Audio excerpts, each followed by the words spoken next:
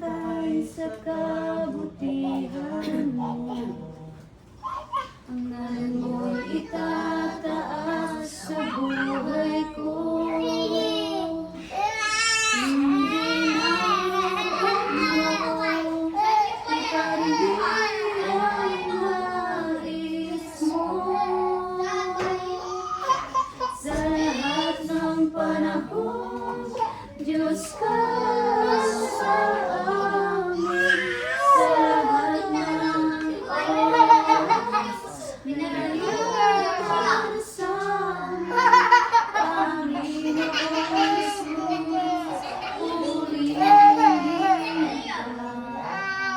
Magliwanag ka sa buhay ko. Di nagbabago, Diyos ka sa amin.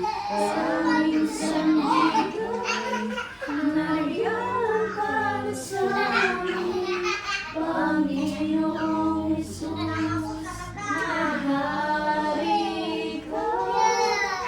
Magliwanag ka sa buhay ko. Aming Ama,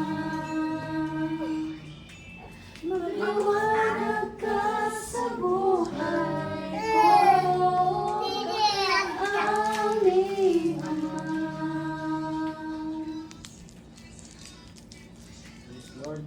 Ako po nanalangin mga kapatid. Natin, pasensya po sa Panginoon. Ama namin Diyos. Salamat po kami sa Bakit 99? salamat po sa amin. Grade 99? Pastor Ryan. Salamat po sa buhay at pagkakataon. Yes, yes, Lord. Salamat po sa biyaya at pagkapalan na patuloy. Thank you.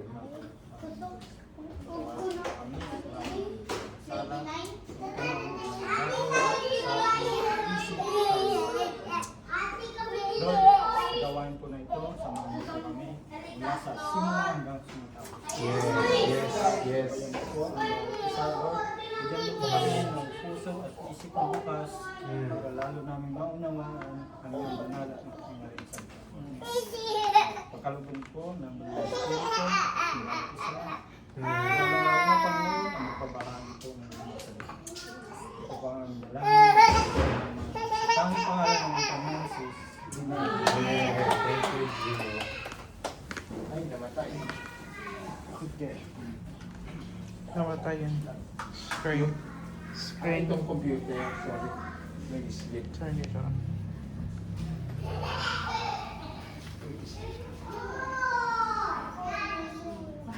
Bilis. Bilis. Yan. Okay. Balikan natin ang ginawa ng Panginoon sa atin para maintindihan natin bakit tayo ganito ngayon. Kasi nga, nung nilalang ng Diyos ang buong sandaigdigan ng langit at lupa, perfecto talaga lahat. Lahat ay maganda. At higain ng Diyos sa atin ay hindi tayo magkakasakit. Hindi tayo manghihina, hindi na tayo kailangan magtrabaho.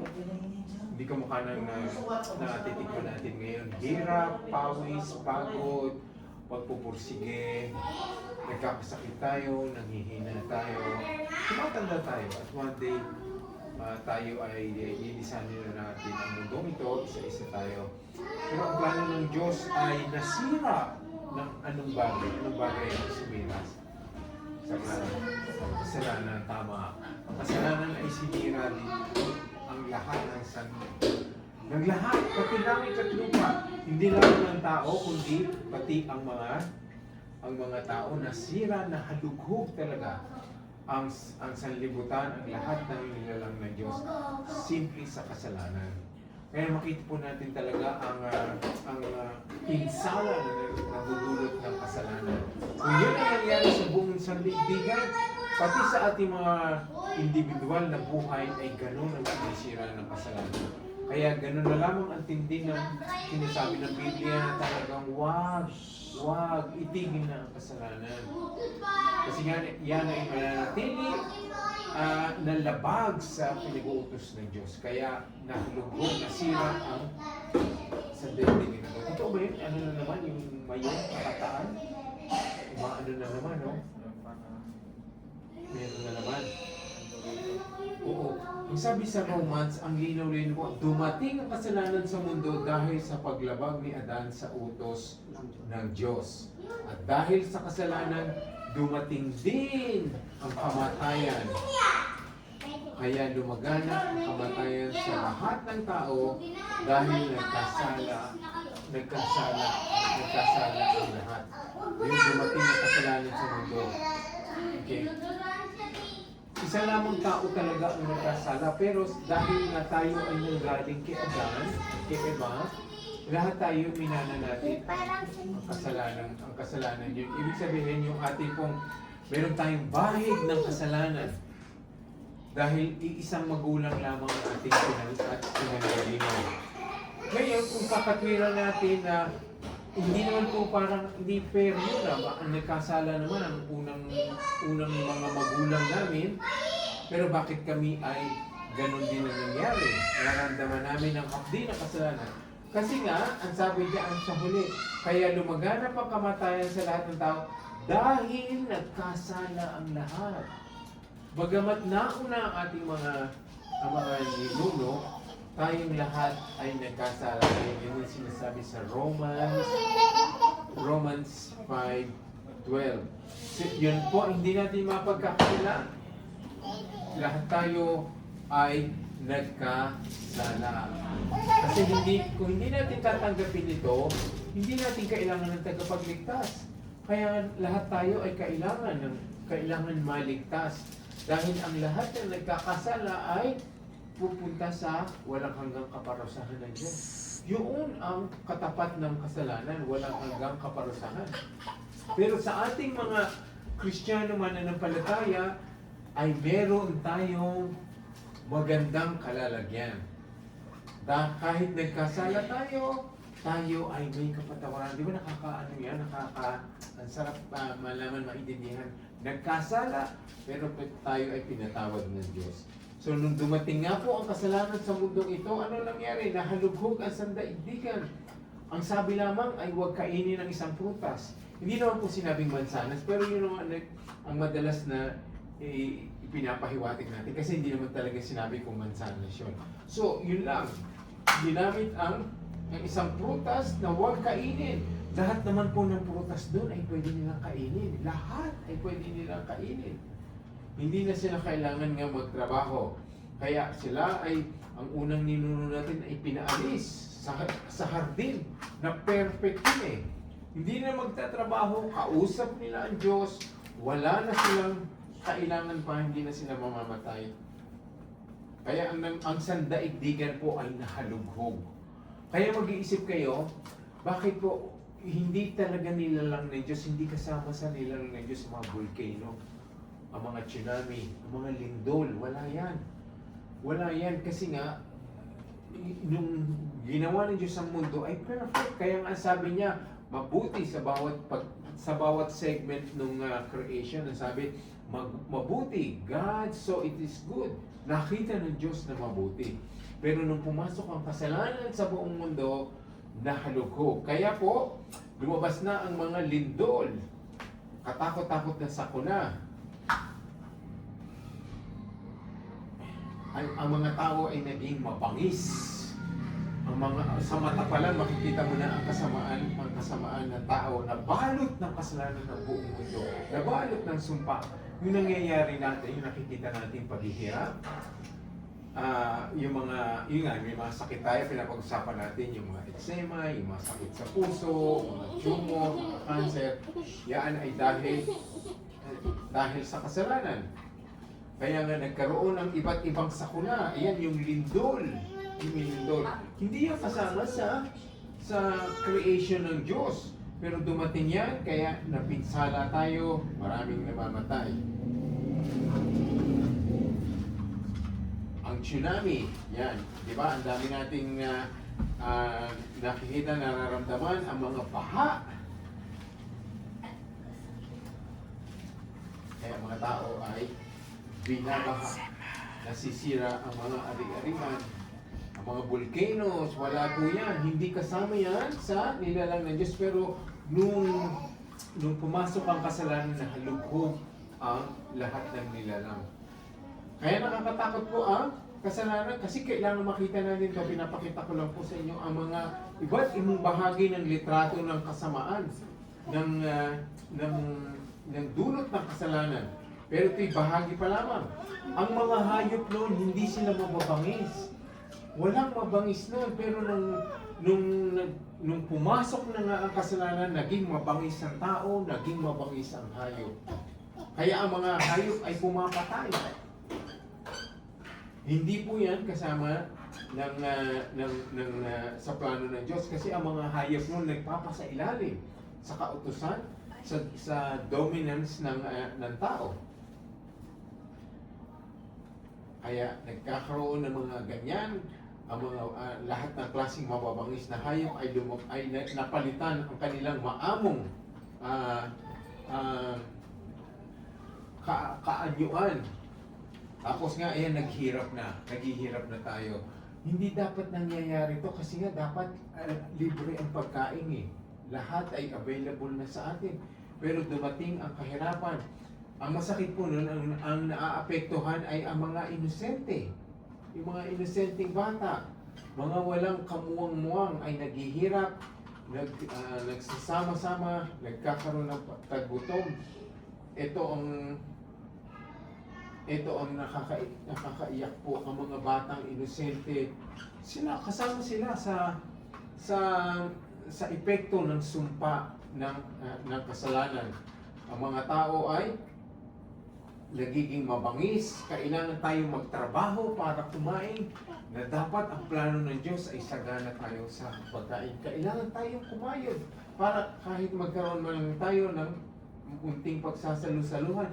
Hindi po plano ng Diyos yun. Ang kahirapan, ang poverty, taggutom, hindi yan kasama.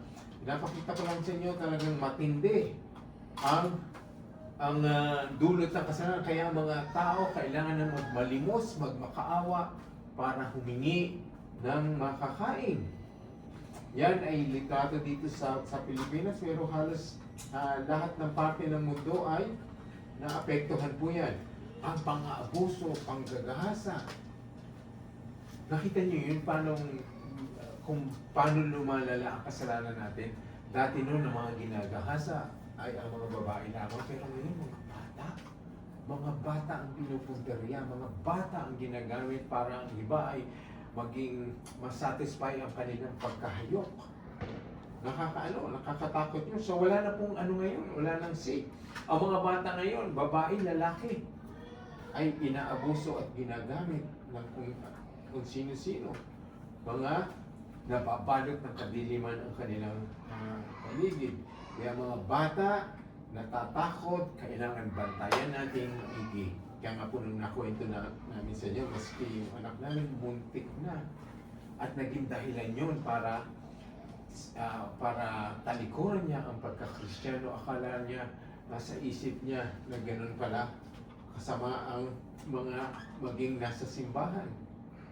Naghirap po talagang ngayon na para mabago uli yung kanyang pag-iisip. Yung kahasikan sa tahanan, ang mga domestic violence, na rin po, kumakalat, lumalala, wala nang iniiwasan. Ang pagiging marahas, mabagsik ng tao ay lumalabas kahit sa pamilya, sa sariling pamilya. Ang immoralidad, ang pagiging pangangaloy niya ay lumalabas na. Kahit mga bagong kasal, hindi na sila faithful sa isa't isa. Kaya ang nangyayari po ay nabalot na rin ng kadiliman. Kaya naghihiwalay, nagkakaroon ng divorce. Ang plano ng Diyos ay ang mag-asawa ay habang buhay na magkasama. Pero dahil na rin sa kasalanan, nasira, nawasak ang plano ng Diyos. Kaya ano pang nangyayari? Ang ating mga kabataan ay nalulun sa masasamang bisyo, sa mga droga. Again, dahil yan sa kasalanan. Maraming nakukulong. Nahahantong sa kulungan. Pwede rin natin sabihin, natulak silang magnakaw, natulak silang mangdukot dahil sa kahirapan ng buhay. Hindi naman natin justify yan. Pero yan din po ay sanhi at sumpa ng kasalanan. Ang dulot ng kasalanan sa sanlibutan, kaya nabalot po lahat. Bata, matanda, lalaki, babae, anumang nasyon, ay puro kasalanan talaga ang nakikita natin, nababasa natin. Kulungan, patayan. Kaya ang pagiging violente ng tao, again, dahil sa kasalanan. Ayaw nila sundin ang mga batas, ayaw nila sundin ang gobyerno dahil sa kasalanan. Kaya ang mga tao'y handang pumatay, magpakamatay, maghasik ng dilim. Umiiral po ito sa nababasa natin, nakikita natin, ang mga tao'y ay nababalot ng interest sa salapi na lamang. Yun ang gusto nila, salapi sa anumang paraan. Pandaraya, pagsugal, mga krimen para lamang magkaroon ng salapi. Di ba, nabasa natin nangyari dito sa Pilipinas, di ba? Sino ang mga mas malalaki ang ninanakaw? Yung mga mayaman na. Mayaman na sila. Pero hindi pa rin sila na-satisfy. Kaya nga po, ang kayamanan ng mundong ito hindi magbibigay ng satisfaction, ng pagiging kontento ng tao, kundi lalong lalala ang pagiging sagupa, ang sugapa sa pera. Pagiging sugapa sa pera. Di ba? Yan ang natutulog talaga ng tao. Lumabas din ang mga maling mantuturo, mga false teachers. Kunyari, hawak nila ang Biblia, pero mali ang itinuturo. Kadiliman ang itinuturo. Again, yan din po ay sumpa ng kasalanan. Lagi natin binabalikan po ang sumpa, ang buntot ng kasalanan. Kita nyo ang nangyayari. Ito'y tinatanggap na sa Pilipinas. Babae sa babae, lalaki sa lalaki, bagamat hindi pa ito legal dito, pero nagsasama na, lalaki sa lalaki, babae sa babae, relasyon, tinatanggap natin, pinapalakpakan pa natin. Ang mga artista nasa showbiz, anong nakikita natin? Homosexuality. Sila ang nagiging popular. Nakikita nyo, ang tao, nararamdaman niya ang sumpa ng kasalanan, pero tinatanggap, pinapalakpakan, tinatangkilik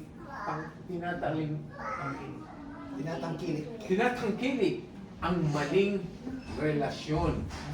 Maling relasyon po yan. Kaya nagkaroon ng kaharasan, ang mga bansa ay lumulusog, nagpapatayan. Dahil lamang sa kasakimang maako ang mga lupain, ang mga bansa. Kaya ang nangyayari, lumalaga na po ang nung pandemic ng COVID. Ano ang nangyari? Mga inosente, ang mga babies, na-apektuhan din sila. Maraming namatay. At ganyan ang nangyayari sa atin. Ang mga bata ang nagdurusa, bagamat sila inosente.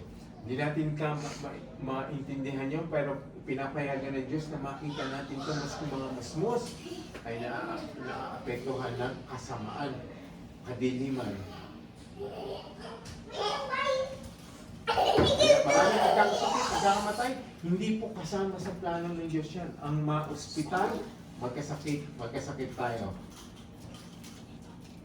Dahil, again, sa kasalanan, may mga kapansanan, may mga invalido, may mga PWD na hindi plano yan. Lahat ng plano ng Diyos, walang bulag, walang pilay, may kapansanan sa katawan. Ang inaasahan natin ay babalik ang pagkakataon na yan. Lahat ay magiging perfecto ulit. Maaalis yan. Kaya po, merong kamatayan.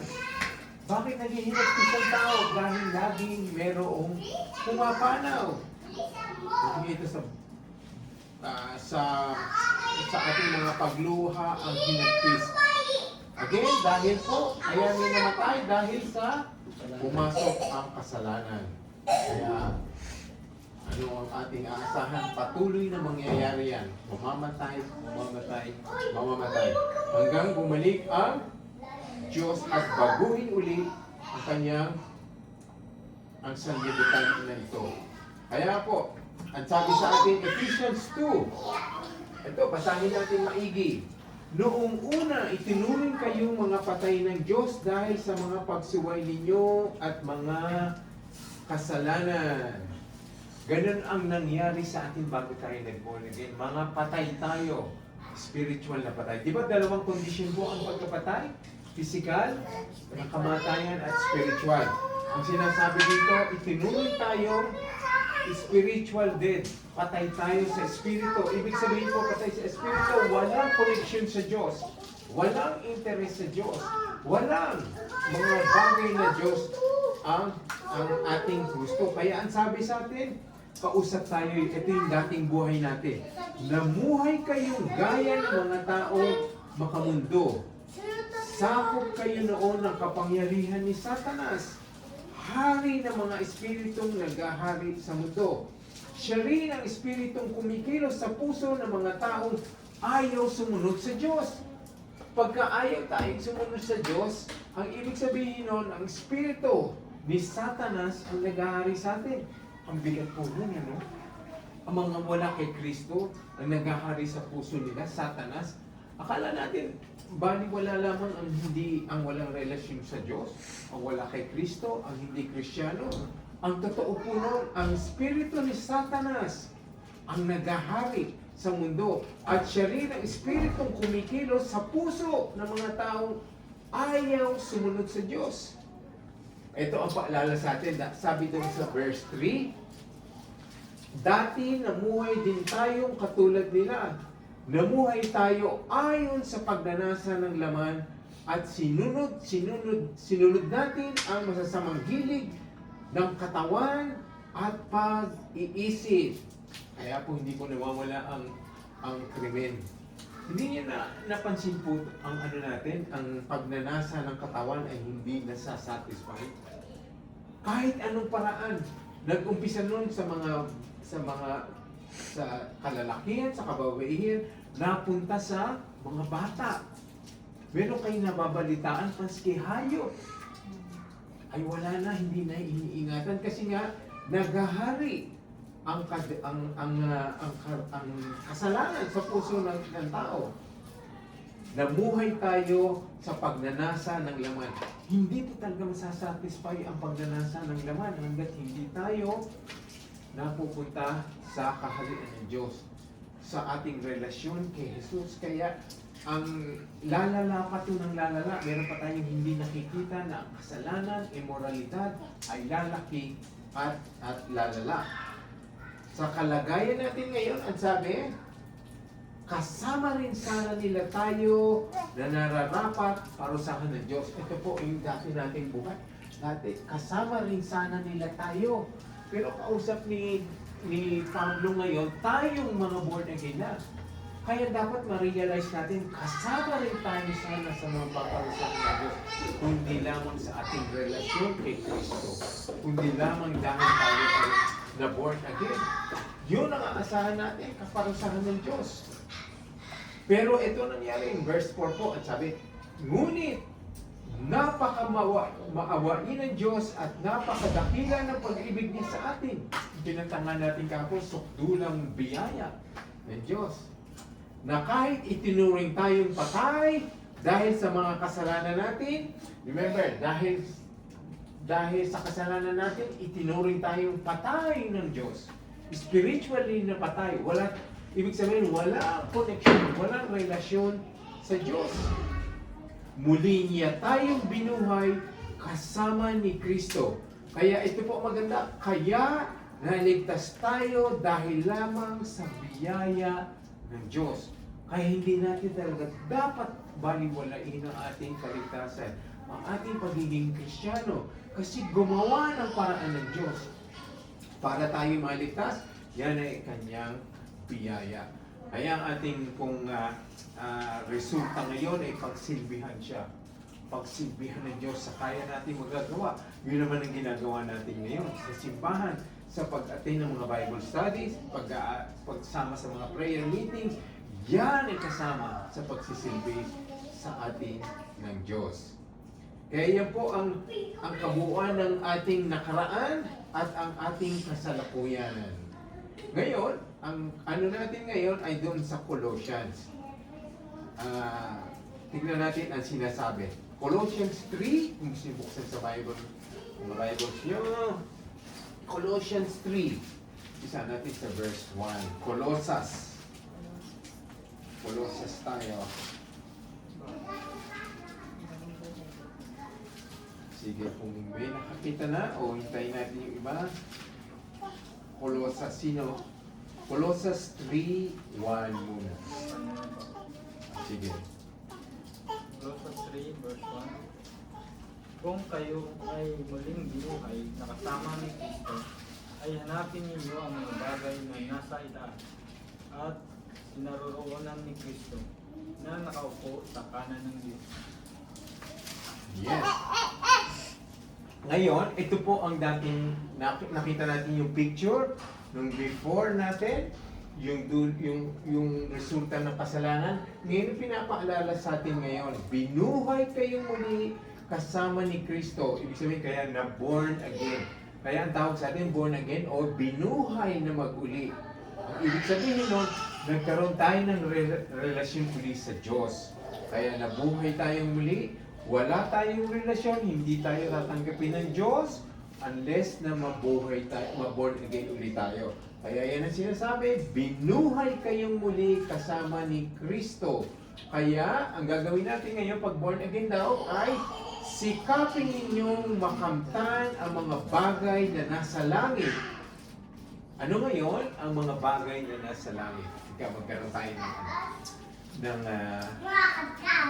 interaction. Ano sa palagay niyo mga bagay na nasa langit? Buhay walang hanggan, pag-ibig, salita ng Diyos, banal na Espiritu, kautusan ng Diyos, pangako ng Diyos, presensya ng Diyos, pagpapatawad ng Diyos. Sabi, yung mga bagay daw na yon na makalangit, ang sikapin ninyong makamtan.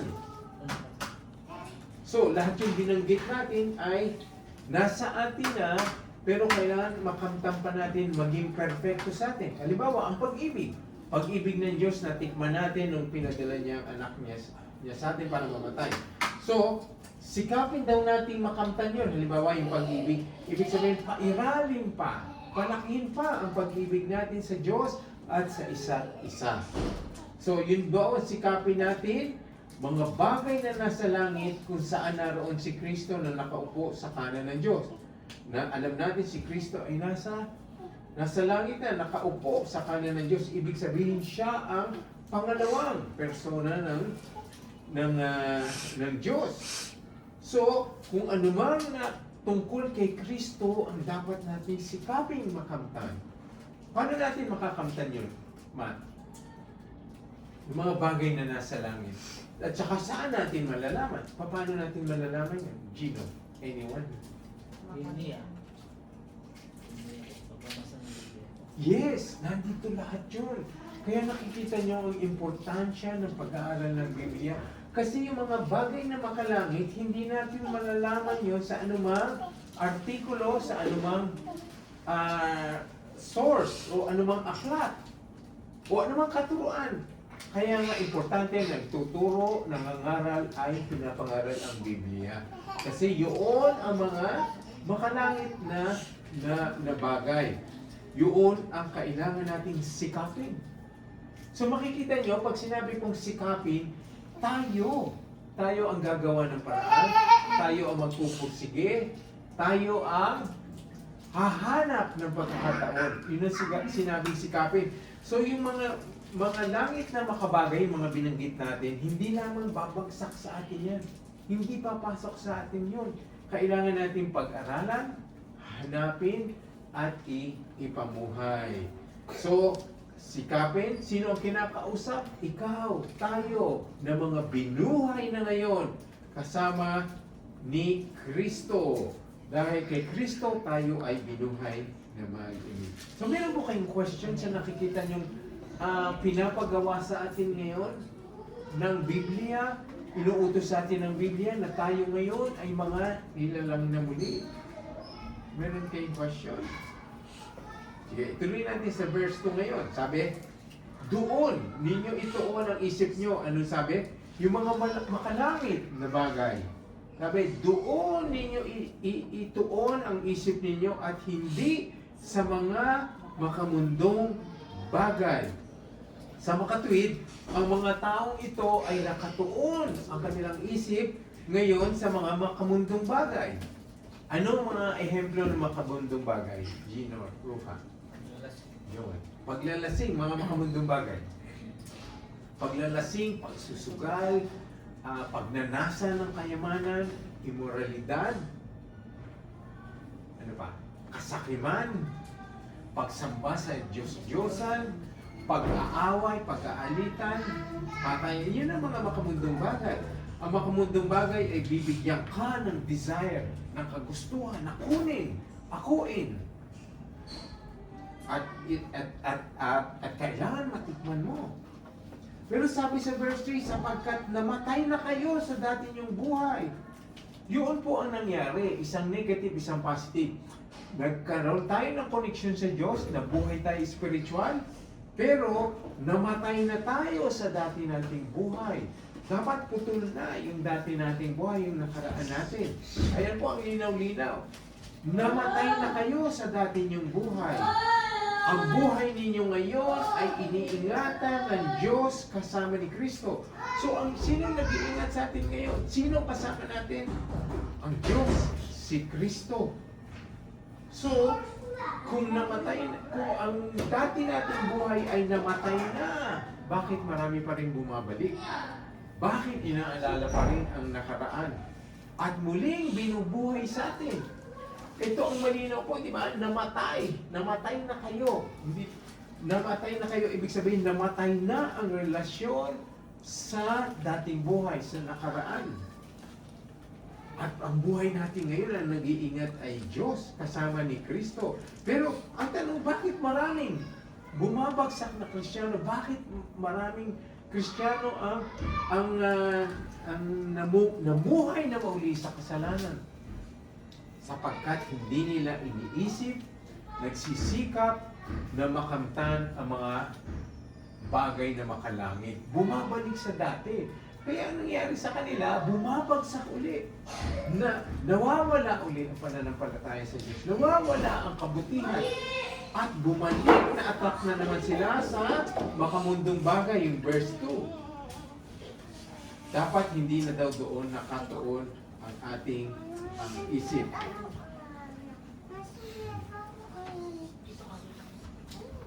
So, ito po, maganda. Sabi yung buhay natin ngayon, buhay nyo, ay iniingatan ng Diyos kasama ni Kristo. Ngayon, para malaman nyo kung anong klaseng buhay meron tayo, punta tayo dun sa verse 3. Si Kristo ang buhay ninyo. Ang tindi niyan. Namumuhay tayo kasama ni Kristo. Si Kristo ay kasama sa buhay natin. Ang pinalinaw yan. Ang sabi, si Kristo ang buhay nyo. So yun ang kalakihan, kalaliman ng buhay natin. Si Kristo ang buhay natin. Ibig sabihin, si Kristo ang kasama natin namumuhay. Ang buhay natin ay para sa Kanya. Ang buhay natin ay maging katulad ni Kristo.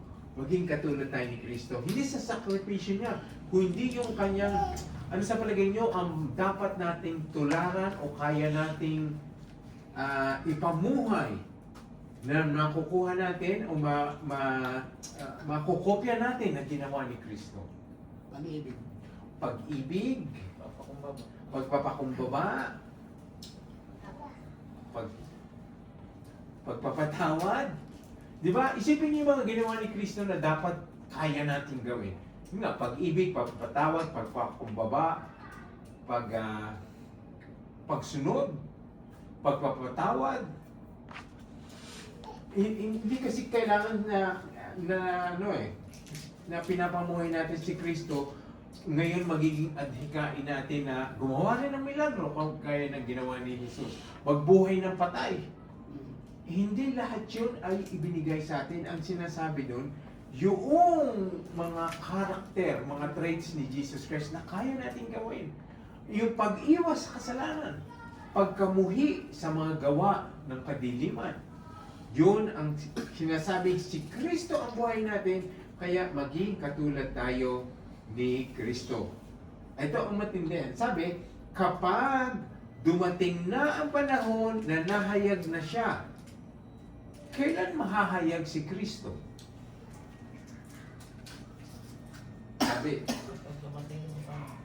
darating ang panahon na mahahayag na siya. O darating ang panahon na nahayag na siya. Pag bumalik si Kristo, yun ang sinasabing nahayag na siya. Pag bumalik si Kristo, mahahayag din tayo. Ano ibig sabihin nun? Darating ang panahon na mahahayag si Kristo. At pag mahayag si Kristo, mahahayag din tayo. Ibig sabihin, makikita ng lahat kung sino talaga tayo. Dahil nga pag bumalik si Kristo, kukunin tayo, di ba John? At mapapalitan tayo, magiging glorified body tayo, maluwalhating katawan. Ibig sabihin, babalik tayo doon sa original creation. Na hindi na tayo mamamatay uli. Hindi na tayo tatanda. Magiging perfect na tayo. Kung ang mga bulag ay hindi na sila bulag. Ang mga pilay, hindi na pilay. Kaya nga mahahayag din kayo at makikibahagi sa kapangyarihan niya. The power, ang kapangyarihan ngayon ni Kristo ay wala na siyang pagkakataong mahipo, madatnan, madalaw ng kasalanan. At lahat ng impluensya ng kasalanan ay wala na kay Kristo. So yung kapangyarihan yon ay mangyayari sa atin pag bumalik si Kristo, pag nahayag na siya. Kaya tayo ay mahahayag din. Ibig sabihin, kukunin tayo ni Kristo, malalaman talaga kung sino ang mga Kristiyano. Ang kukunin niya ay ang tunay na Kristiyano. Kaya doon maihahayag. Ibig sabihin, malalantad, marireveal, malalaman kung sino. Kaya nga pag bumalik si Kristo, kukunin niya ang kanyang tunay na mga anak, ang maiiwan ay yung nagkukunwari, yung mga walang relasyon kay Kristo, yung mga nagsasabi noon na sila ay Kristiyano. Kaya darating yung pagkakataon, yung paghahayag, ibig sabihin pagre-reveal. Malalaman talaga kung sino. Kasi marami ngayon nagsasabing Kristiyano sila. Ako ay born again. Pero yun ay sa salita lamang. Pero pag bumalik si Kristo, mahahayag kung sino ang totoo. At mapapalitan sila ng katawang may kapangyarihan. Hindi ibig sabihin maka-Diyos, kundi wala na tayong pagkakataon ng katawan natin na magapi ng anumang ng sakit, kamatayan, pagiging matanda, hindi na tayo tatanda, punong-puno ng kapangyarihan. We will be resurrected in power. Ibang ganda nun, Chino, yung mga ano natin, mga inaano natin ngayon, dinadaing natin. Wala na eksema. June, darating yun. Dahil mabubuhay tayo ng kapangyarihan. So, isa yun sa ating pong inaasahan ngayon. Kaya nga matitiis ng Kristiyano ang nangyayari ngayon. Kahit na magkasakit tayo, magkakasakit tayo. Walang libre. Ako, kahit mga mangangaral, mga matitindid, matataas na mangangaral, sila ay mamamatay din. At marami sa kanila nang nagkasakit na ngayon, na ospital, namatay, pumanaw. Dahil hindi pa sila napalitan ng katawang may kapangyarihan. Pero darating yun. Darating yun. Kaya ang mga katawan ng mga namatay ng mga Kristiyano ngayon, ang katawan nila ay nandito sa lupa. Hindi pa napapalitan ng kapangyarihan. Ang mga kaluluwa nila ngayon ay nasa langit. Pero pag nahayag si Kristo, pag bumalik siya, ang sabi, bubuhayin ang mga anak kay Kristo. Bubuhayin ang katawan nila. Kaya yung kaluluwa sa langit, yung katawan dito sa lupa ay magsasama muli.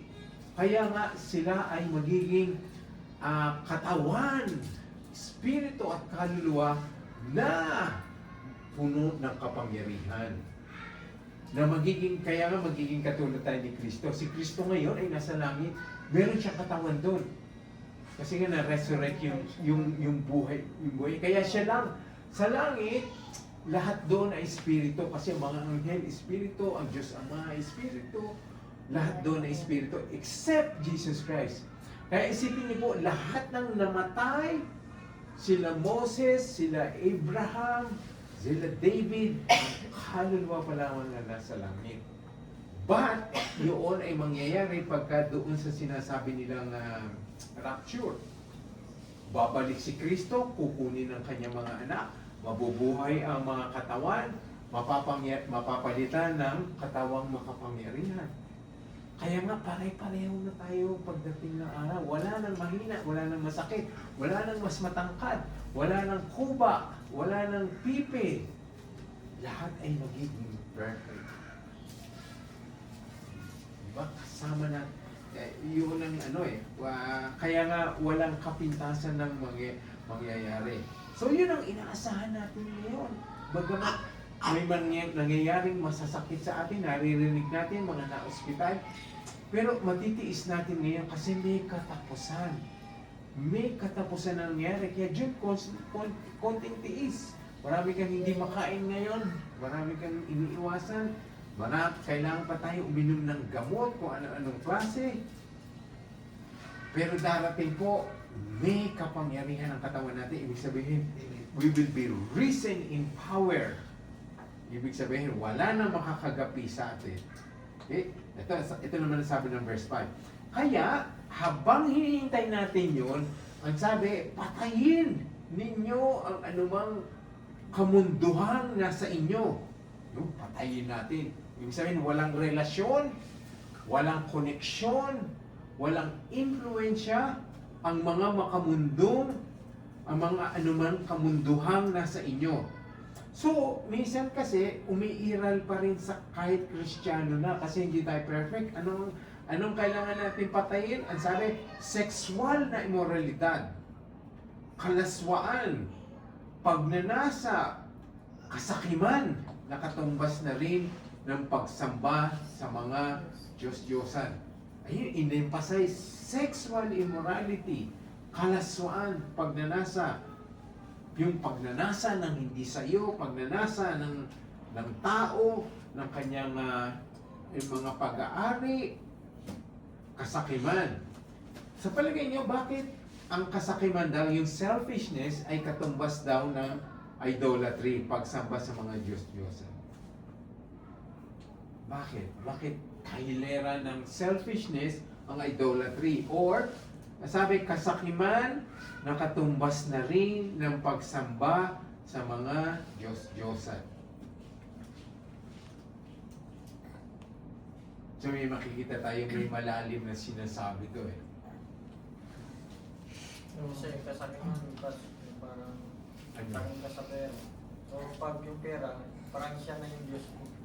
Isa yun, tama yun. Isa yun sa mga ibig na kahulugan. Kasi nga sinasabing Diyos-Diyosan dito, hindi lamang yung mga rebulto.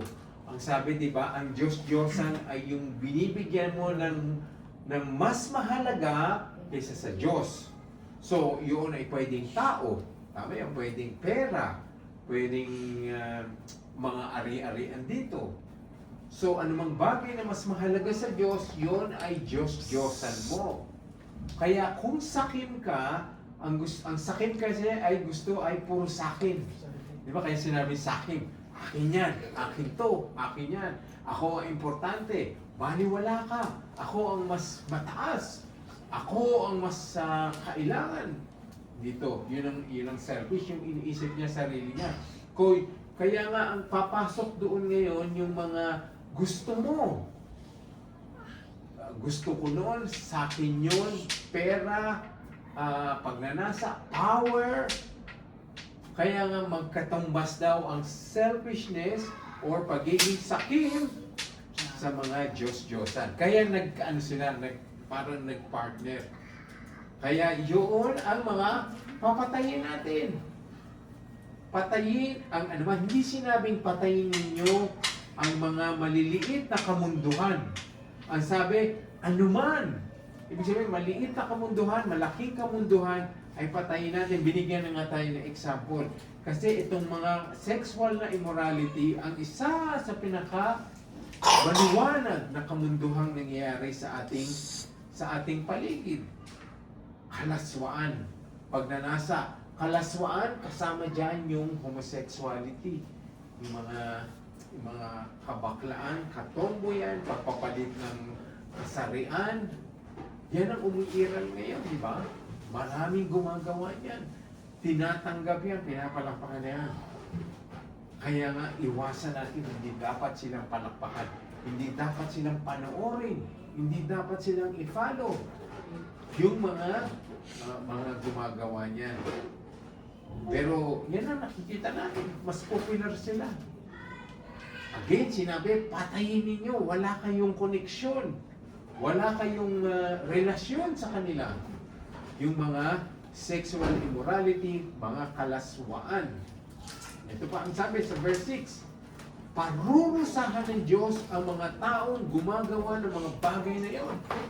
So bakit natin papalakpakan ang mga taong mapupunta sa impyerno? Bakit natin ipapaano sila? Bakit natin sila iboboto? Bakit natin sila susundan? Kasi ito, paparusahan sila ng Diyos. Alam naman natin ang parusahan ng Diyos ay hindi, wala nang iba. Hindi impyerno. Impyerno, impyerno, impyerno. Wala nang iba. Kaya nga doon tayo papunta rin, di ba? Tatanggap tayo ng kaparusahan ng Diyos, pero iniligtas tayo. Hindi na tayo pupunta doon. Salamat sa Diyos. So, kung yun ang kakahantungan ng mga taong gumagawa ng makamundong bagay, parurusahan sila ng Diyos. Bakit tayo makikibahagi sa kanila? Ang role lang natin sa kanila ay ibahagi ang salita ng Panginoon. Kaligtasan. Hindi para gumaya, sumang-ayon, makiisa sa kanila. Yun lang ang relasyon natin sa mga makamundong tao. Okay? Meron po kayong question? Yeah. Kung po sa sinabi ng di ba pagka kanina yung katawan lupa, pag bumaba yung espiritu, sasama sila. Pagdating ng Kristo, nabababa. Nung bumaba po si Kristo po, yung paano to yung mga nauna? Kaluluwa nila. Pero yung katawan nila, hindi pa nagkaisa na. Kaya ang katawan ni Moses na dito, nagulok na, naagnas. Pati buto siguro, wala na rin. Lahat yun, lahat ng naisip mong namatay sa Biblia, na nasa Biblia, lahat ng hindi natin kilala pa ng mga Kristiyano, ang sa kasalukuyan man, kaluluwa pa lang nasa langit. Walang katawan. Di ba po ba bumaba na nauna si Kristo? Oh, Di ba, kasi bumaba Espiritu na si siya? Kristo dati. Nagkatawan tao siya, dito lang siya nagkaroon ng katawan. Pagkakit niya, hindi po kasama, hindi po Hindi. Siya pa lang yata. Siya pala. Kaya nga dun sa Thessalonians, sa isang kisap mata, mabubuhay ang mga na kay Kristo. Ibig sabihin yung mga physical bodies ng mga Kristiyanong namatay. Doon pa lang mabubuhay. Doon mismo sa pangyayari ng Yun. Oo. Kaya lahat ngayon, kasi kahit kaluluwa pa lang ang nasa langit, nandun na sila sa magandang presensya ng Panginoon. Yung mga namatay na, ang kaluluwa nila ay nasa impyerno. Yun ang hindi natin ma-explain. Yung kaluluwa ay nagdudusa ngayon. Natitikman nila ang apoy. Hindi ko ma-explain paano. Kasi alam natin, ang physical na katawan lang natin ang nasasaktan, napapasok. Pero ngayon, nagdudusa sila. Kaya matindi ang nangyari sa mga namatay na wala kay Kristo. Nagdudusa sila sa impyerno.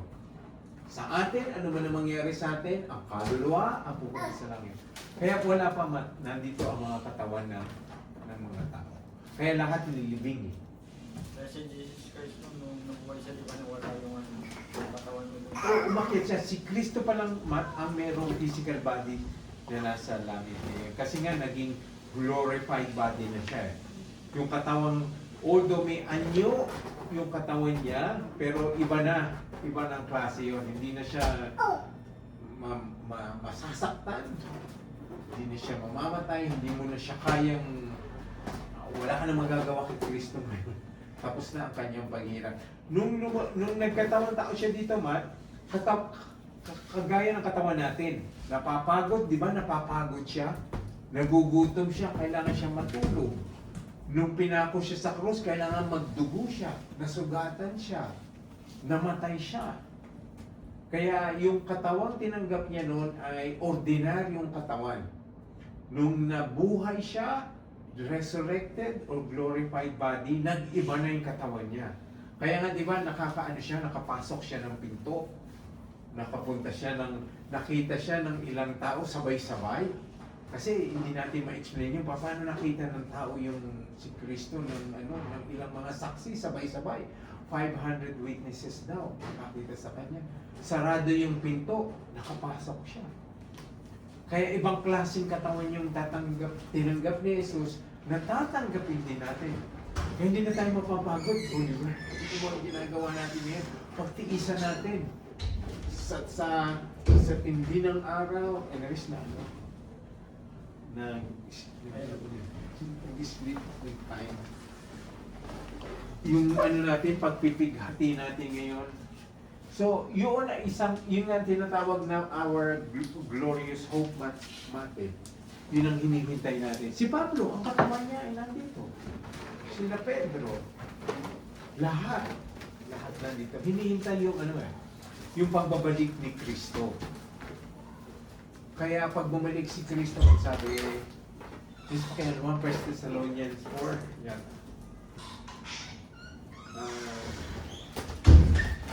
Basahin natin yung para maniwala tayo paano nangyayari. 1 Thessalonians, unang Thessalonica. Makita natin yung sagot na yun, sagot ni para makita nyo rin, mabasa nyo kung talagang ano ang mga mangyayari.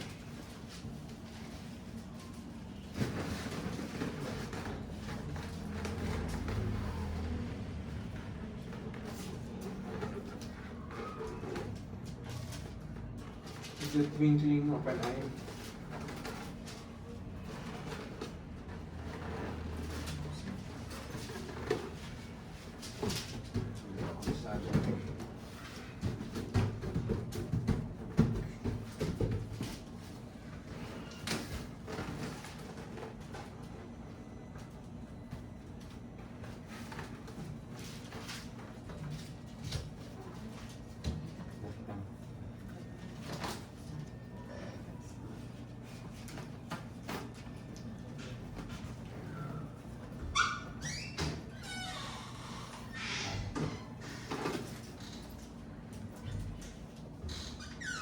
Ayan, buksan natin 1 Thessalonians 4, verse 15.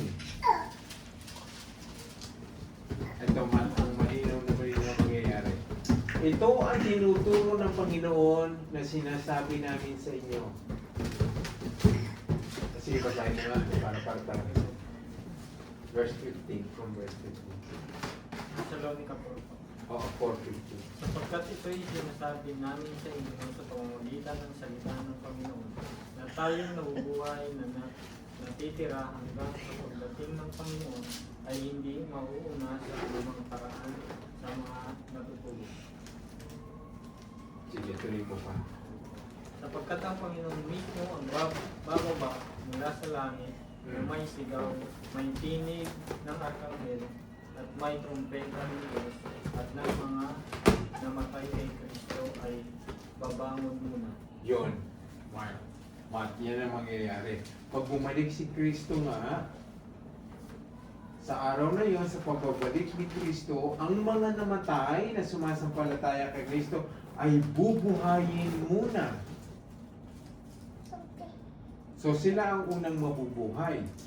yung namatay na. Pagkatapos tayong dinatnan ni Kristo na buhay, sabi sa verse 17, pagkatapos tayo namang mga buhay, ay titipunin sa alapaap. Sasalubungin natin si Jesus sa clouds. Sa gayon, makakapiling natin siya magsakailanman. Kaya nga palakasin ninyo ang loob ng bawat isa sa pamamagitan ng mga salitang yan. Okay? So yun ang malinaw sa verse 16. Ang mga namatay na sumasampalataya kay Kristo ay bubuhayin muna. Pagkatapos tayo ng mga buhay ay aakyat sa alapaap. Ang ganda mangyayari nun. Parang ngayon.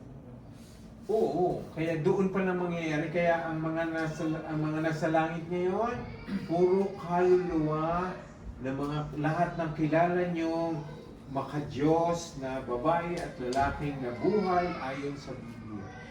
At yung mga hindi pa natin kilala, mga Kristiyano. Ay, si Bible.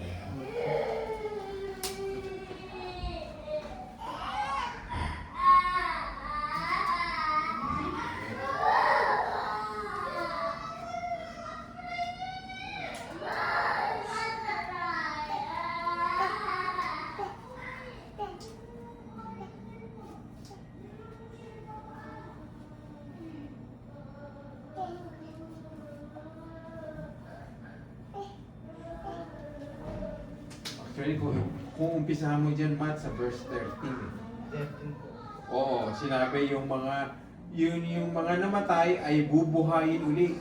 Talking about physical bodies, ha? Pero yung kaluluwa na wala kasama na ng Diyos ngayon nasa langit. Kaya ano man mangyari sa atin ngayon, kung hindi pa babalik ang Panginoon, yung kaluluwa natin ay hanggang nasa langit. At natitikman na natin ang kasayangan, kabuuan ng kalangitan. Tapos na ang paghihirap natin.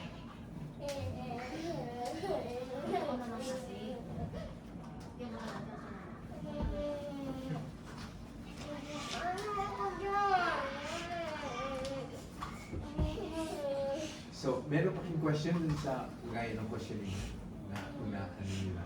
Lina na Rose Oliver. Yan ang inaasahan natin. Paano po yung mga hindi pananampalataya, yung katawan nila, nanatili ng Dito. Dito na po yun. Pero yung kaluluwa nagdudusa na ngayon sa impyerno.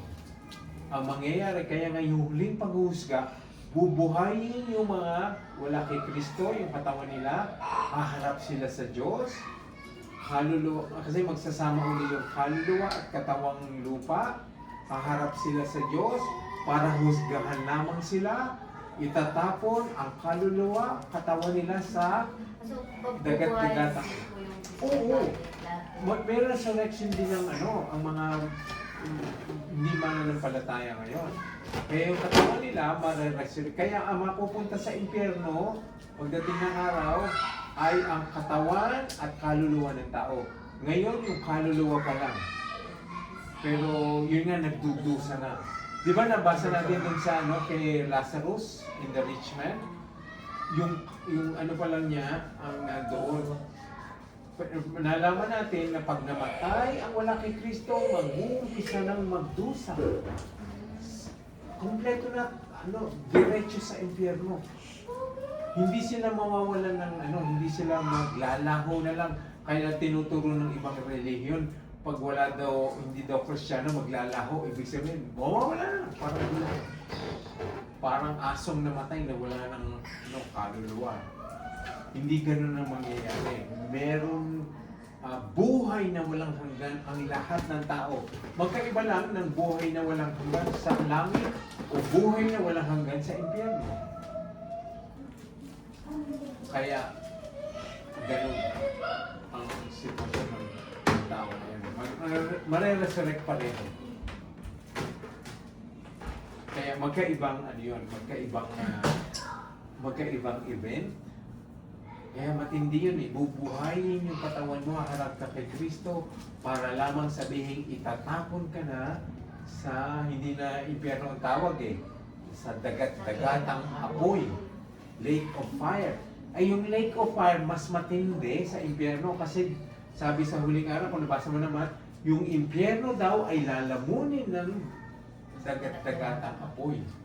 So mas matindi, mas malaki, mas mainit yun. Kaya malagim po ang nangyayari nang wala kay Kristo. Hindi po biro-biro talaga ang hindi Kristiyano. Hindi natin sasabihin, hindi lang naman nagsisimba yan eh. Pero matindi ang ang kahihinat na nila. Sabi, parurusahan ng Diyos ang mga taong gumagawa ng mga bagay na yon. So ang mga gumagawa ng mga bagay na to, ay hindi sila Kristiyano. Kaya sinasabi, dapat patay ang relasyon ng mga taong ito sa mga sexual na immoralidad, kalaswaan, pagnanasa, kasakiman. Okay, so, nasagot ko ba? So, ang judgment po pala sa tao pag namatay na talaga. Wala nang pag-asa. Wala nang second chance. So, kunyari, hindi ka mananampalataya, tapos hindi mo alam, nasagasaan ka. Ang ibig sabihin po ba nun, pas, sa na siya, diretso na siya sa impyerno. Oo, kaya kasi hindi natin alam, hindi hawak ang buhay natin, kaya hindi ko pwedeng sabihin, tsaka na ako magiging Kristiyano pag matanda na ako. Bata pa ako, mag-enjoy. Hindi mo alam, paano kung bukas mamatay ka? Kahit ba 21 years old ka, kahit teenager ka pa lang ngayon, maraming namamatay.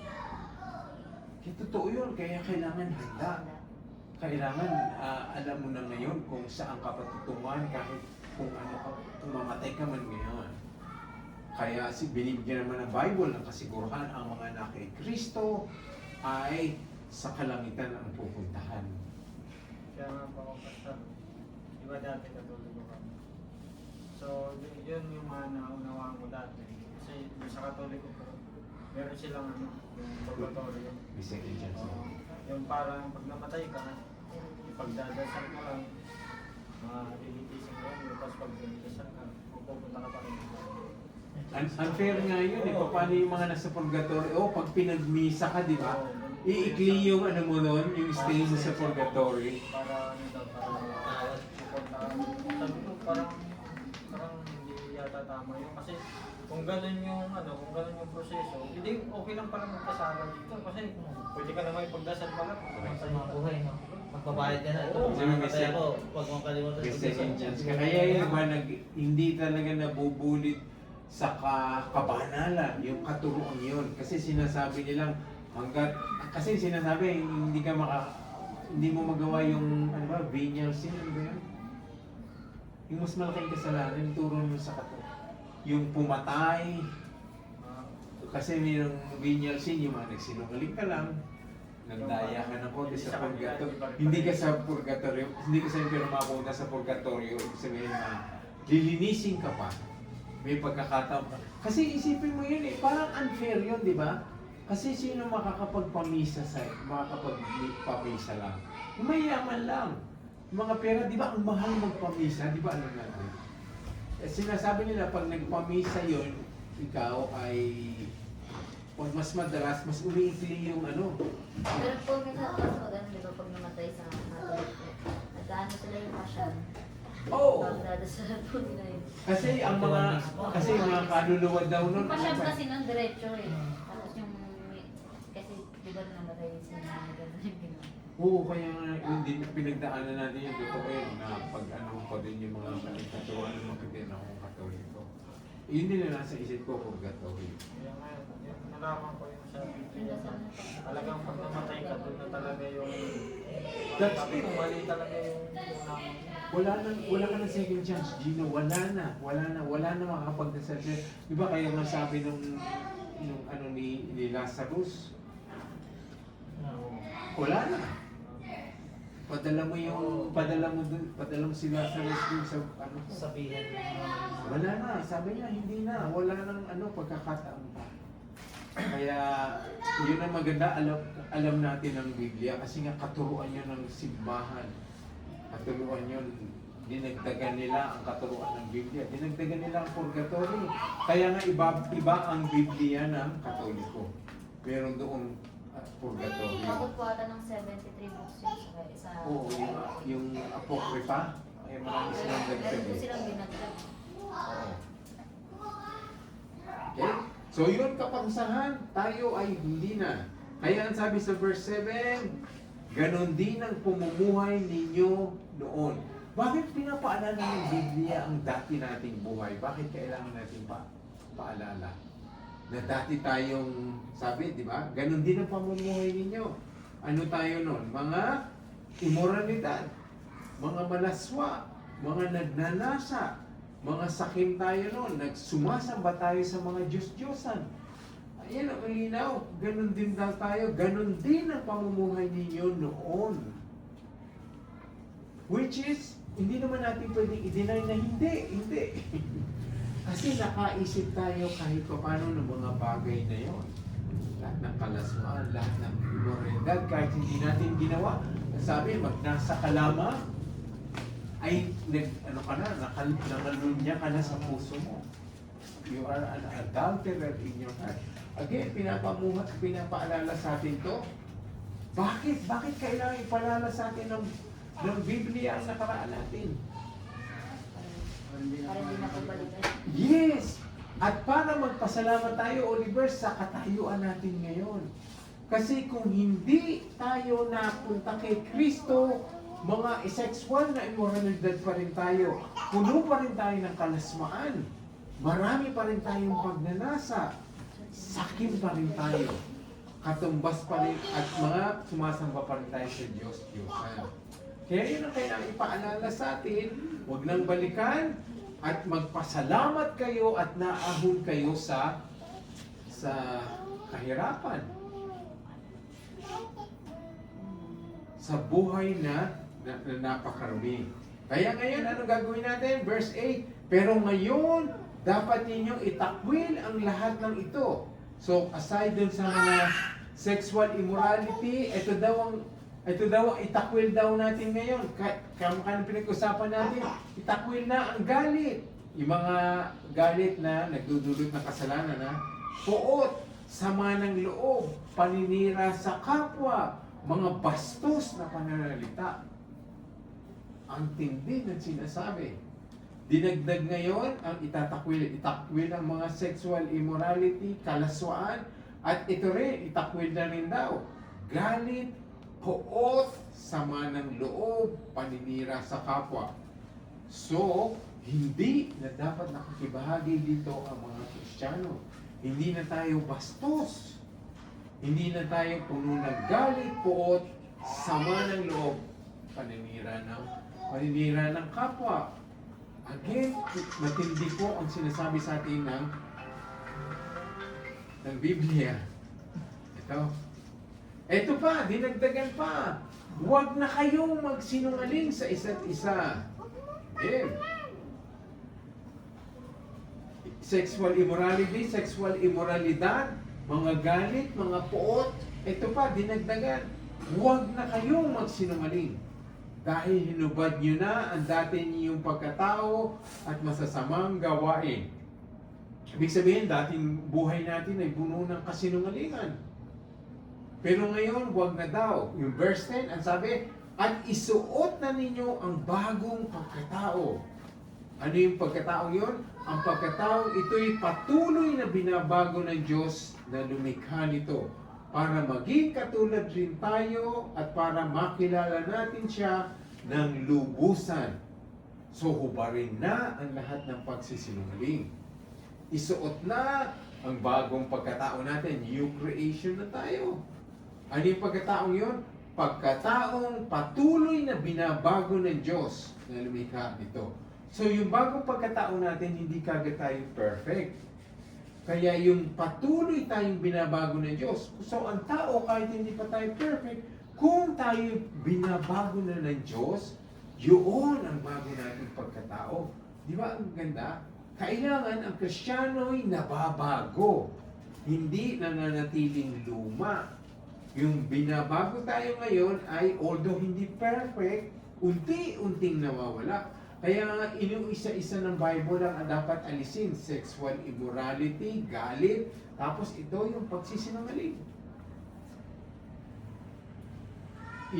iniisa-isa niyang alisin. So, dapat, ganun din tayo. Isa-isa nating inaalis at patay na daw. Patay na ang ating nakaraan. So, nakukuha niyo po ang pinapagawa ng Biblia sa atin. Hindi baliwala yan. Kaya pag hindi nakikita yan sa isang tao na sinasabing Kristiyano siya, then nakakapagduda kung totoo man siyang Kristiyano. Kasi sinasabi ng Colossian, dapat wala ito. Hindi na sinungaling, hindi na napupuot, hindi na nagagalit, hindi na malaswa. Okay, tingnan natin ang verse 10. Sa bagong buhay na ito, wala nang pinagkaiba ang Hudyo at Hentil. Ibig sabihin, yung mga Hudyo na malapit sa Diyos noon, na tayo yung mga Hentil, ang naturuan sa hindi naturuan, ang alipin sa malaya dahil kay Kristo, lahat-lahat ay siya'y nasa ating lahat. Ibig sabihin, lahat-lahat pare-pareho na tayo. So, yung mga Israelites na sinasabi nilang malapit sila sa Diyos, wala na daw yun. Tayo mga Hintil, ang tawag po kasi sa Hintil, pagka hindi ka born na, talagang natural born na Israelites, na Israelita, Hintil tayo. Kasi Israelita ang unang ginamit ng Diyos, pinili ng Diyos. Kaya sila Moses, sila Abraham, sila David, puro sila Hudyo. Kasi sila naman ang unang ginamit. Pero ngayon, wala na daw, wala nang pagkakaiba. Lahat-lahat tayo ay pare-pareho kay Kristo. Verse 12, kaya bilang mga banal at minamahal ng mga pinili ng Diyos, kinakausap na tayo ngayon, dapat kayong maging mapagmalasakit, maganda ang kalooban, mapagkumbaba, mabait, at mapagtiis. Yan, importante po yung mapagpakumbaba. Ibig sabihin, mababa ang loob, nagpapatama, nagpapakorek. Mabait tayo at mapagtiis. Verse 13, magpasensyahan kayo sa isa't isa. Magpatawaran kayo. May hinanakit kayo kanino man. Ibig sabihin, may concern tayo kung ano nangyari sa ating kapwa. Di ba yung Gino, may hinanakit. Yung nababagabag tayo kung isa ay naghihirap. Kung isa ay may sakit. Kaya yun, may hinanakit tayo sa mga kapatiran dahil pinatawad din kayo ng Panginoon.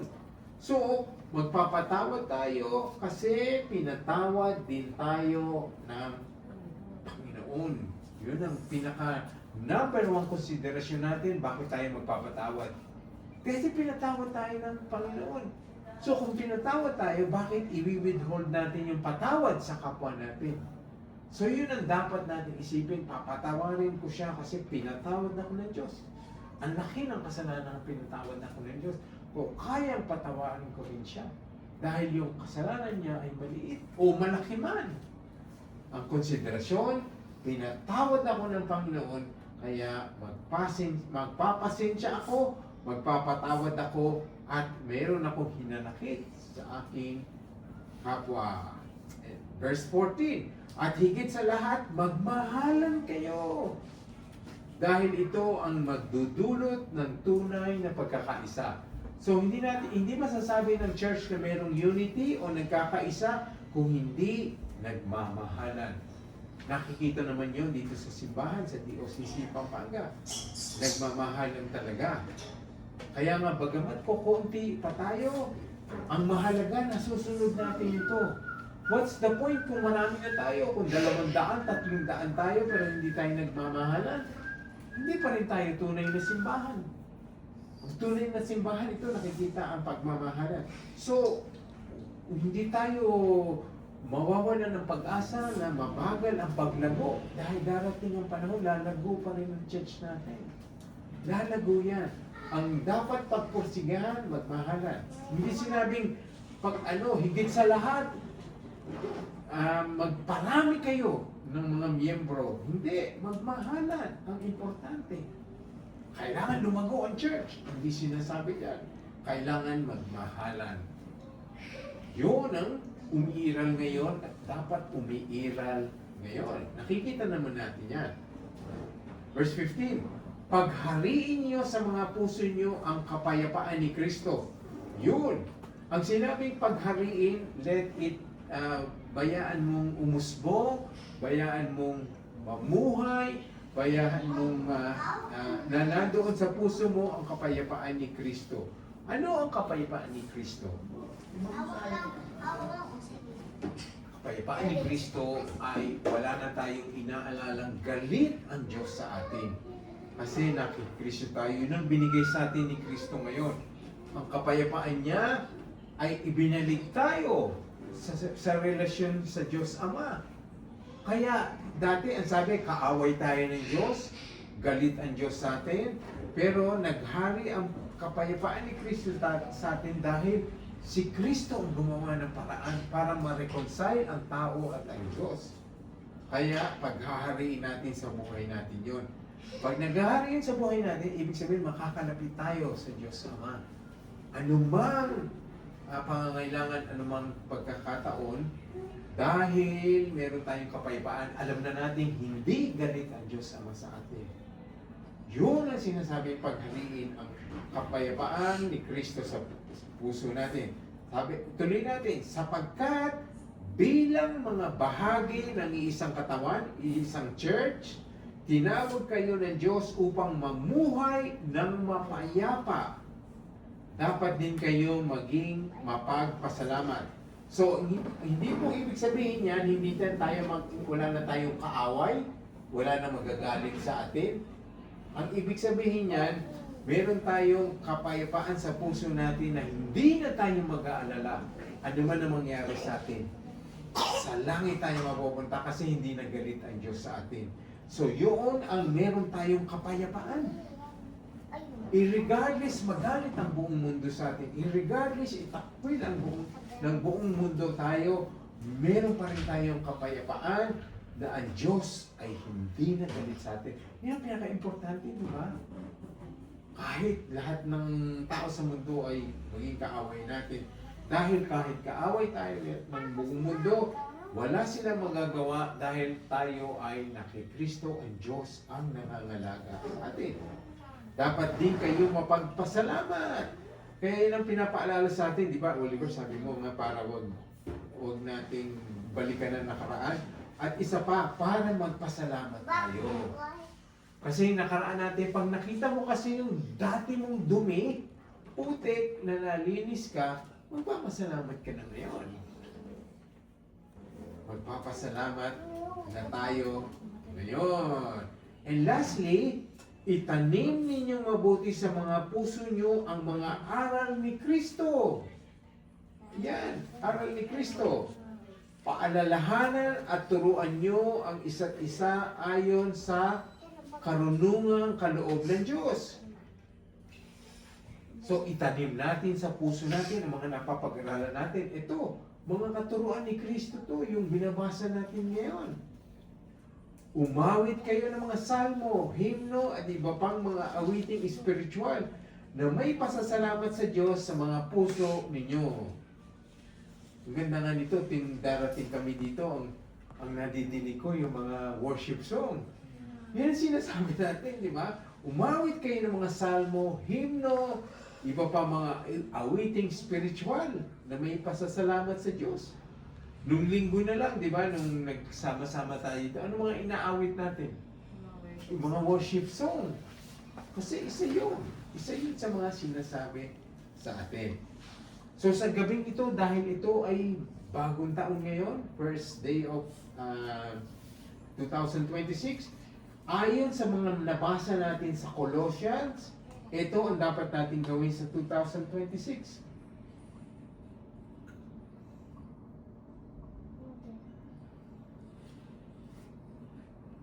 Naputol, nawala yung 2026. Hindi balik tayo nakaraan. Ito, 5 bagay na dapat ihinto sa bagong taon. Yung ayon sa binabasa natin, 5 bagay. Mga kamunduhang nasa inyo. Number 1, ihinto na daw yon. Number 2, makamtan mo ang puot ng Diyos. Iwasan ng magalit pa muli ang Diyos sa atin. Nandun sa Colossians 3:6 na binasa natin kanina. Mga masasamang gawain at pananalita, dapat matigil na daw yan sa 2026. Pagsisinungaling.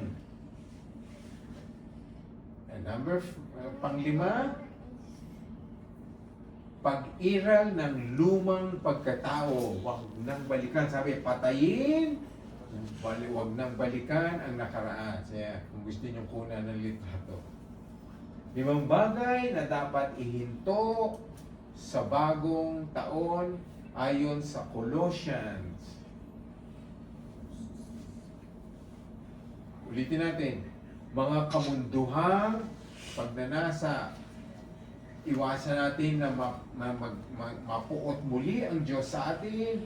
Mga masasamang gawain at pananalita, pagsisinungaling, pag-iral ng lumang pagkatao.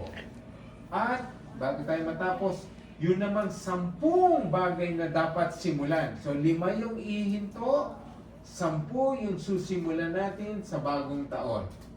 Number 1, lahat ng uri ng kabutihan. Verse 12, ng Colossians na binasa natin. Magpasensya at magpatawad. Number 3, magmahal. 10 yan. Uumpisahan.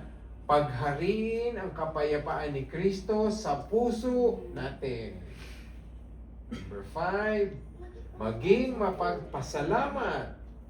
Yan, sige, kunan niyo muna kasi susunod na ay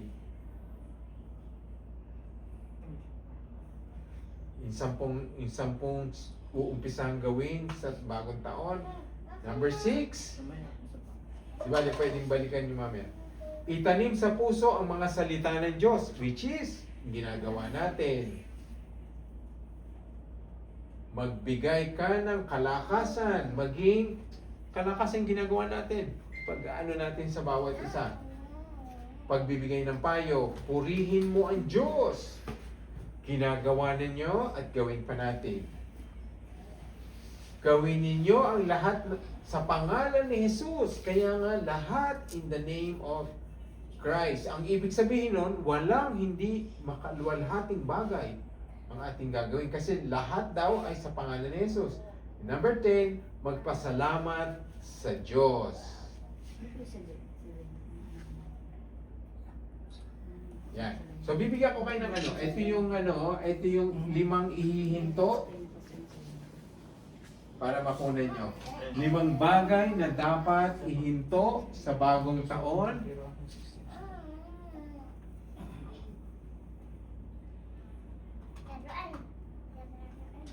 Kaya, di ba? Tama ba, Rosh, yung 17.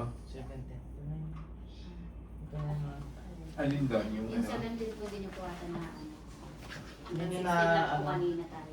Yung na... Oo nga eh. Sorry, may 17, akala ko 16. Ika, balikan natin. Ito yung nakalimutan ko. May 17 yan. At anumang inyong gawin sa salita man o sa gawa, gawin ninyong lahat sa pangalan ng Panginoong Hesus. So, yun sinabi. So, ako ay magsisimba sa pangalan ni Jesus. Gagawin ko to sa pangalan ni Jesus. Ako'y mag-aaral ng Biblia sa pangalan ni Jesus. Ako'y magpupuri sa Kanya sa pangalan ni Jesus. Tapos sabi, kalakip ang pasasalamat sa Diyos Ama sa pamamagitan niya. Video yan tapos. Video lang niya, video pala yun. Video. Naka-video. So yun, tama, buti pinaalala, nakalimutan ko yung verse 17. So, lahat naman ng gagawin mo sa pangalan ni Jesus ay wala kang gagawing masama. Marumi. Kaya yun ang gagawin natin. So, balikan natin yung 5 na ihihinto. Tapos na? Tapos nyo na po na yan. Yan. Yung 10 naman na na uumpisahan na ay ito. Yan yung 5. Lahat ng uri ng kabutihan, magpasensya, magpatawad, magmahal, paghariin ang kapayapaan ni Jesus sa atin, maging mapagpasalamat. Pang-6 hanggang pang-10,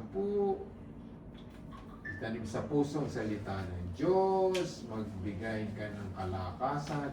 So yun ang dapat lumalabas sa atin, kalalakas ng bawat isa. Hindi yung ikahihina, ikapagdaramdam, sasakit ng loob, purihin ng Diyos, gawin niyo yung lahat sa pangalan ni Jesus, magpasalamat sa Diyos. Kaya itong ginagawa natin. First, di ba, unang gabi ng 2026, nagkatipon tayo. Nag-aral tayo ng salita ng Diyos. Yan ang pinakamagandang gawin sa bagong taon. Unang araw ng bagong taon. Salamat sa inyo. Pag-aaral. Meron ba yung question?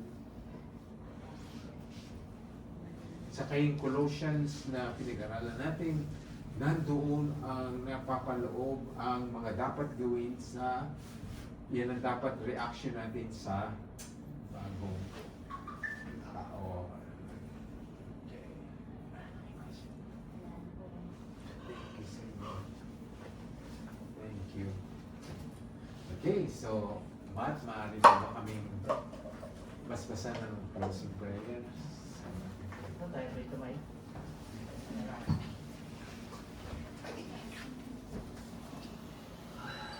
At Diyos ang makapangyayari sa lahat. Panay po kaming nagpapasalamat sa gabi nito at malapit sila may kababang loob. Salamat po Panginoon sa iyong buhay at Panginoon sa ito namin napakinggan sa oras na ito. May tanim po ito sa aming puso, isip, at ito po ay aming magawa na maibahagi ito sa aming kapwa, malalapit sa aming puso at sa aming kapitbahay o kakilala Panginoon. Salamat po Panginoon, patuloy niyo pong pagharian ng bawat isa sa aming bigyan ng kapayapaan na nagmumula sa iyo Panginoon at samahan po kami palagi ng iba ng Espiritu ang siyang manguna sa bawat gagawin, sa bawat iisipin at sa bawat sasabihin sa aming kapwa at sa aming mga sa buhay. Salamat po Panginoon sa oras na ito Panginoon. Sa iyo pang lahat ng papurit. Pasasalamat sa taing pangalan ng aming Panginoon Jesus. Amen. Let's pwede ka